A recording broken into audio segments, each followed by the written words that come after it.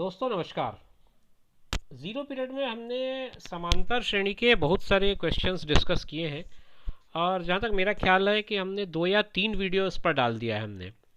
और आप उन वीडियो को देख पाए होंगे तो आपने ये समझा होगा कि समांतर श्रेणी के सवालों को किस तरह से बनाना है। मगर उन सारे वीडियोस को जब आपने देखा होगा तो आपको एक चीज़ पता चली होगी कि उसमें जो वीडियोस हैं या उसके जो क्वेश्चंस हैं वो क्वेश्चन बहुत क्या कहना चाहिए उसको, ट्रेडिशनल टाइप के क्वेश्चंस है जिसमें आपको कभी नंबर ऑफ टर्म्स पूछा है तो कभी आपको सारवंतर पूछ दिया यानी कि कॉमन डिफरेंस पूछ दिया है, कभी आपको सम पूछा है। ऐसे क्वेश्चंस उसमें बहुत कम हमने डिस्कस कर पाए हैं जिसमें हमको प्रूफ करने की ज़रूरत होती है या कुछ वैल्यूज़ को फाइंड आउट करने की ज़रूरत होती है। आज की वीडियो में, हालांकि वीडियो बहुत छोटी बनेगी, मगर 4-5 ऐसे क्वेश्चंस मैंने सेलेक्ट करके लिए हैं जो आपको ऐसे ही बड़े क्वेश्चंस के ओर ले जाएंगे और कैसे हमको उसको प्रूफ करना है ये बातें बताएंगे। तो आइए स्टार्ट करते हैं आज का पहला सवाल। पहला सवाल ये कहता है कि यदि किसी समांतर श्रेणी के प्रथम, द्वितीय और अंतिम पद क्रमशः ए, बी और 2a है तो सिद्ध करना है कि श्रेणी का योगफल 3ab बटा 2b माइनस ए होगा। तो देखिए हमने ये पढ़ रखा है कि अगर ऐसा हो, जब आपको प्रथम पद अंतिम पद दोनों पता हो तो हमारे पास योगफल के लिए ये एक और सूत्र है जिसको हम यूज़ करते हैं, एस एन बराबर एन बट्टा 2 ए प्लस एल, एल मतलब ए एन लास्ट टर्म। तो हमारे पास ये दोनों चीज़ें हैं जो ब्रैकेट के अंदर हैं, केवल ये नहीं है। तो इसके लिए हम जो ट्रेडिशनल हमारा फार्मूला है l is equal to a plus n minus 1 d वाला, इसको यूज़ कर लेते हैं। एल की जगह हमारे पास लास्ट टर्म जो है वो 2a दिया हुआ है, प्रथम पद की जगह a दिया हुआ है और n तो हमको नहीं पता है। d हम निकाल सकते हैं b माइनस ए। ये b माइनस ए कैसे आया उसको समझ लेते हैं। d हमारा दूसरा पद ऋण पहला पद करने से मिल जाता है, तो d की वैल्यू हमने यहाँ से ले ली। अब इस a को इधर पक्षांतर कर दिया तो ये 2a ऋण a हो गया और ये हो गया n ऋण 1 b ऋण a। इसको हल किया तो ये a आया अपान b माइनस ए आ जाएगा और ये n माइनस 1 होगा। यहाँ से आप n की वैल्यू अगर निकालते हैं तो थोड़ा सा आपको सिंप्लीफिकेशन का काम करना पड़ेगा, ये +1 इधर आ जाएगा। तो फाइनली n की वैल्यू आ जाएगी a plus b minus A upon b minus A, ये पार्ट कट जाएगा और आएगा b upon b minus A. ये n की वैल्यू आई है। अब इस n की वैल्यू को आप यहाँ रख दो। अब अपन अगला स्टेप स्टार्ट करते हैं, जो हमको एक्चुअल में रिक्वायर्ड है वो काम हम यहाँ से कर लेते हैं। तो s n is equal to n by 2, n की जगह हमारे पास आ गया है b upon b minus a और ये 2 बोला था तो अपान 2 यहाँ लगा दो आप, a की जगह a रहेगा और l जो है वो 2a है, हमारे पास अंतिम पद 2a है। ऊपर आया b upon 2b minus a और ये हो जाएगा 3a। तो दोनों को गुणा करेंगे अगर आप तो 3ab आएगा और नीचे आएगा 2b माइनस ए। ठीक है, आपको लाना क्या था, बिल्कुल यही लाना था, ये आपको प्रूफ करना था 3ab is equal upon 2b minus A. तो इस तरह से आपने ये चीज़ जो प्रूफ करनी थी आसानी से प्रूफ कर ली अपने बेसिक्स के नॉलेज के बेस पे। ठीक है, कोई डाउट तो नहीं होना चाहिए इसमें। आप पहले आप d निकाल लें, n निकाल लें और दोनों को उस फार्मूले में पुट कर दें। इस सवाल को देखिए, ये सवाल कहता है कि एक समांतर श्रेणी के n पदों का योग n वर्ग धन 4n है। श्रेणी का आपको 15वां पद ज्ञात करने कह रहा है। वो श्रेणी के n पदों का योग n वर्ग धन 4n है। अगर मैं Sn लिखूं तो वो लिखाएगा n वर्ग धन 4n। अगर मैं n की जगह 1 पुट करता हूं तो ये S1 हो जाएगा और ये हो जाएगा 1 का वर्ग धन 4 गुणित 1 मतलब 1 धन 4 मतलब 5। तो S1 कहने का मतलब क्या हुआ, S1 कहने का मतलब हुआ आपके a की वैल्यू 5 है। प्रथम पद होगा ना, S1 मतलब एक पदों का योग, तो केवल एक पद है मतलब वो पहला पद है। फिर मैंने n की जगह 2 लिखा तो ये S2 आ गया, S2 आ गया तो ये 2 का स्क्वायर हो गया और ये 4 इंटू 2 हो गया। तो 2 का स्क्वायर 4 हुआ और 4 इंटू 2 8 हुआ, 8 और 4 12 हो गया। तो ये S2 जो होगा एक्चुअल में, S2 का मतलब क्या हुआ, फर्स्ट टर्म और सेकंड टर्म का सम। तो S2 की जगह मैं 12 रखूं और फर्स्ट टर्म मेरे पास है 5 तो T2 मिल जाएगा मुझे और T2 आ जाएगा 7। 12 में से 5 घटा दिया तो 7 आ जाएगा। तो आपके पास T2 अगर 7 है तो आप D निकाल लें, D आ जाएगा 7 ऋण 5, यानी कि D की वैल्यू आ गई 2। अब आपके पास A आ गया और D आ गया। श्रेणी का आपको 15वां पद निकालना है, T15 आपको निकालना है। तो A प्लस 15 माइनस 1 D हो जाएगा। A की जगह 5 पुट कर दूंगा और ये 14 हो जाएगा और D का मान 2 हो जाएगा। 5 अपनी जगह रहेगा, 14 दूनी 28 हो जाएगा, 28 और 5 33 होगा। तो आंसर कुल मिला के आपका आ जाएगा 33। ये इस क्वेश्चन का सिंपल सा सॉल्यूशन होगा। इसमें और कुछ ज़्यादा तामझाम करने की ज़रूरत नहीं है, बड़े आसानी से बनाइएगा। जो जो चीज़ें रिक्वायर्ड है, जैसे 15वां पद याद करना मुझे, तो मुझे ए पता होना चाहिए, मुझे डी पता होना चाहिए, एन ऑलरेडी उसने दे दिया है, तो मैं ए और डी ही निकालना अपना टारगेट रखूँगा। पिछली सवाल से कुछ कुछ मिलता जुलता ये सवाल है, लेकिन थोड़ा सा इसमें बेसिक डिफरेंस है, उसको आप समझिए और समझ के ही बनाइए। संख्याओं की उस श्रृंखला के प्रथम 24 पदों का योग ज्ञात कीजिए जिसका nवां पद an बराबर 3 धन 2n से दिया जाता है। ठीक है, तो इसने जो दिया, अब की बार an आपको दिया है, an आपको दिया है उसने 3 प्लस 2n से। तो अगर मैं a1 ले लूँ, मतलब प्रथम पद निकालना चाहूँ, तो 3 धन 2 गुणित 1 होगा, यानी कि 3 धन 2 होगा, यानी कि ये 5 होगा। तो आपके पास प्रथम पद मिल गया। आप, मैंने यहाँ पे एक किनारे में लिख लेता हूँ ताकि मुझे बाद में कोई कन्फ्यूज़न ना हो। अब मैं दूसरा पद निकालना चाह रहा हूँ, तो उसको लिखूँगा a2। a2 हो जाएगा 3 प्लस 2 इंटू 2, यानी कि 3 प्लस 4, यानी कि 7। तो a2 आपका 7 आया है। इसके बेसिस पे आप d निकाल सकते हैं 7 माइनस 5 करके, वो आ जाएगा 2। तो आपके पास d भी आ गया 2। अब वो कहता है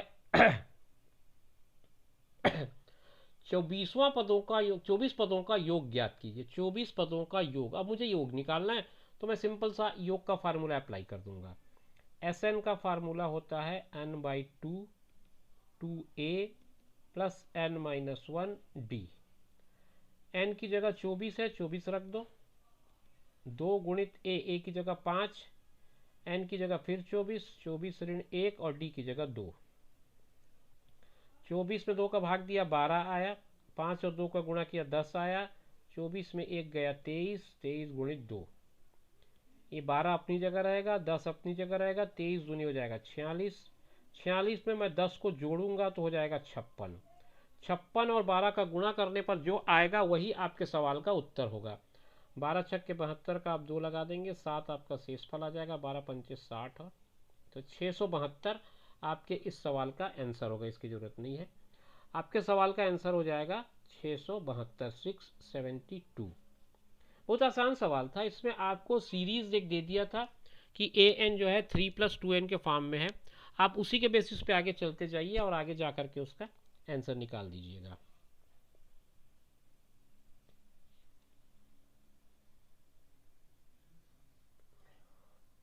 ये एक लंबा सा सवाल है, थोड़ा सा इसमें भी समझना पड़ेगा हमको, बातें क्या क्या वो बोल रहा है। 3 श्रेणियां हैं, तीनों के n पदों के योगफल क्रमशः s1, s2 और s3 है। प्रत्येक श्रेणी का प्रथम पद 1 और सार्वंतर 1, 2, 3 है।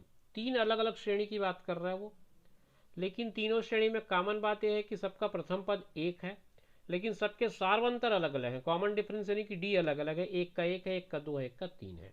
आपको यह सिद्ध करना है कि s1 धन s3 बराबर 2s2 होगा। तो मैं अगर बेसिक सी चीज़ें पहले लिखना चाहूँ तो मैं लिखूंगा s1 क्या बनेगा, s1 बनेगा n/2, है ना, n पदों का योगफल है तो n/2, 2a तो 2 गुणित 1 धन n ऋण 1 और d की वैल्यू भी इसमें 1 है, तो ये आ जाएगा n/2, 2 प्लस n माइनस 1, क्योंकि 1 से गुणा करने के बाद तो कोई चेंज आएगा नहीं है, n/2 और ये हो जाएगा n प्लस 1। तो कुल मिलाकर के ये s1 की वैल्यू आ जाएगी। अब मैं s2 निकालता हूँ। चलिए s2 कैसे निकालेंगे।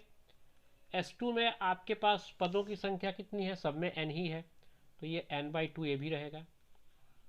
2a तो प्रथम पद तो सबका 1 है, फिर n रहेगा, फिर 1 रहेगा, d आपका बदल जाएगा, 2 हो जाएगा। आगे इसको सिंप्लीफाई करूँगा, n/2 2 प्लस 2n-2, इसको काट दो आप, ये कट जाएगा, तो ये हो जाएगा n/2 इंटू 2n, ये कैंसिल हो जाएंगे और आपका आ जाएगा n²। ये S2 हो गया। अब हम पहुँचते हैं S3 की ओर। S3 भी निकाल लेते हैं क्या आता है। S3 के बारे में क्या चेंज आ जाएगा, n तो n ही रहेगा और 2 गुणित 1 भी वही रहेगा, n ऋण 1 भी वही रहेगा, सारवंतर अब 3 हो जाएगा, बस ये एक जगह चेंज हो जाएगा। तो ये n/2 2 प्लस 3n-3, तो ये हो जाएगा n/2 3n-1। अब ये तीनों चीज़ें निकल गई, आपको जो निकालना है अब आप उस पर आ जाओ और वो काम स्टार्ट कर दो। हमको क्या निकालना है, हमको निकालना है S1 plus S3 is equal to n/2 n+1 plus n/2 3n-1, ये मैं निकाल रहा हूँ। इसमें n/2 कॉमन है, कॉमन ले लो आप, यहाँ बचेगा n+1, यहाँ बचेगा 3n-1। सिंप्लीफाई करूँगा तो -1 और +1 कैंसिल हो जाएगा, ये n/2 रहेगा, 3n और n को जोड़ूंगा हो जाएगा 4n। आगे बढ़ूँगा तो यहाँ n/2 है, फिर 4n है, 2 से ये कैंसिल होकर 2 बार जाएगा और आ जाएगा 2n²। n² खुद S2 है, तो इसको मैं लिख सकता हूँ 2 गुणित S2।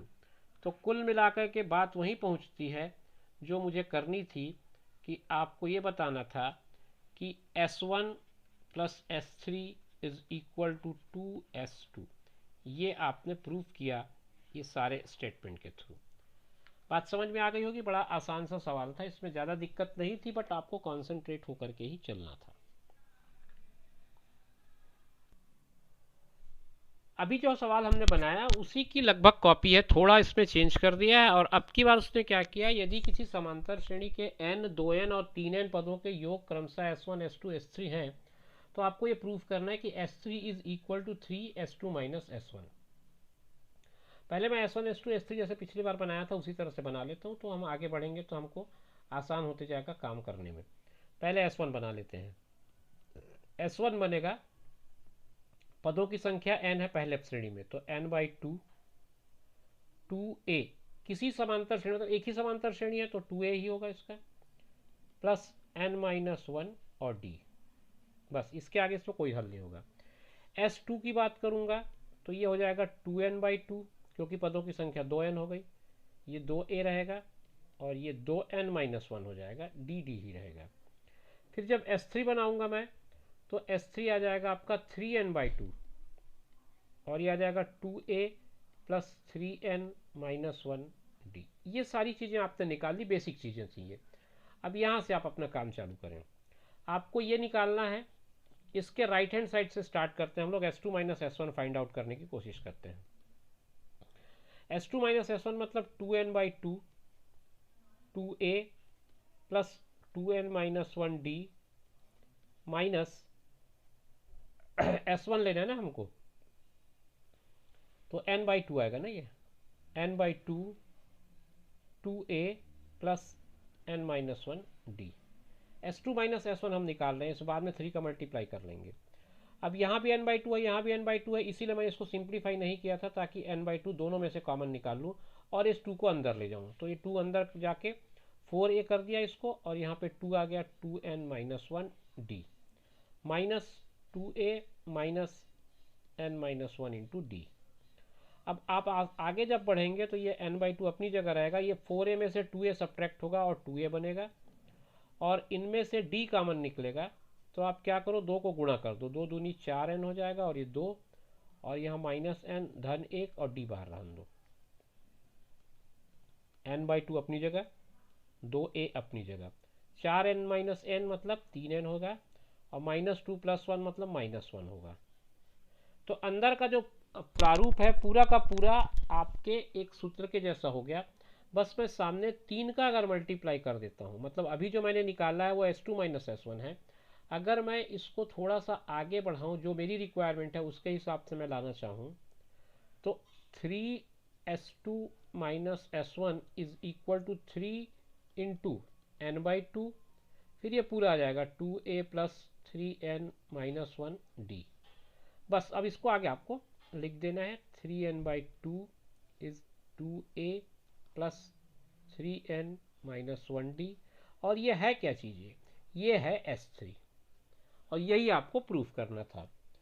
तो इस तरह से आप पिछले सवाल और इस सवाल को कंपेयर करेंगे तो लगभग एक जैसा है, थोड़ी सी चेंज है, उसको आपको मैनेज करना है। तो ये फ्रेंड छोटा सा एक वीडियो था आज। ज़्यादा क्वेश्चन तो हमने नहीं लिया, क्वेश्चन हमने 5 ही लिए, बट बड़े अच्छे अच्छे क्वेश्चन थे, लेंदी क्वेश्चन थे, आपको एग्जाम के लिए बहुत मदद करेंगे इस तरह के क्वेश्चन। ऐसे क्वेश्चन जरूर प्रिपेयर करिएगा। मिलेंगे नेक्स्ट वीडियो में, तब तक के लिए टेक केयर, बाय बाय।